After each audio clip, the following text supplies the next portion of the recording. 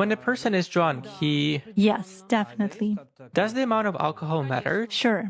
If a person is drunk, he sleeps. He has no control over himself. He loses awareness. So he's already vulnerable. Basically, alcohol lowers vibrations instantly, then it is easier to work.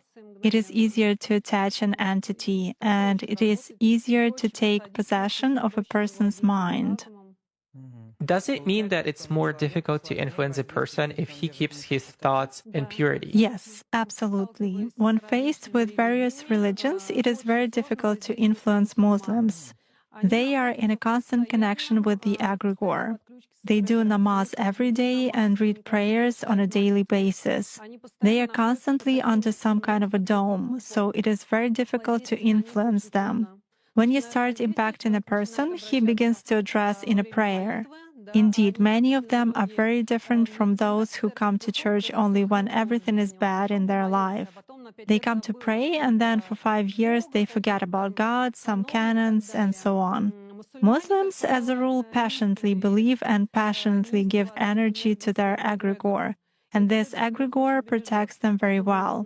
That's why it is very difficult to work to make any kind of influence on a true Muslim believer. Is this some kind of a good egregore? Well, for them, yes. This egregore is good for adepts who contribute good energy to it. How do you sense it? For instance, you have found an energy trace of such person. What's next? Do you try to drag him somehow to visualize this threat and you fail? Or how do you do that? It disappears. I cannot get a grip on it. I focus on it, but something immediately knocks me out of the flow, just like that. Or I visualize a person in front of me clearly and can affect him even at a mental level, but some image is not created in my mind at all. I even look at a photo, reproduce an image, but it vanishes from my mind. Thus, I can clearly see that a person is covered with something. Does this only work with Muslims? It does for me. Nowadays, there are very few people among Christians who truly believe. Even those who write in their comments that God is in the soul, that they are all faithful believers, but in reality they are not. Even most often they write that all this is a sin, but then ask in a private message how to make a rubbing spell. Such cases also happen. A rubbing spell? A rubbing spell.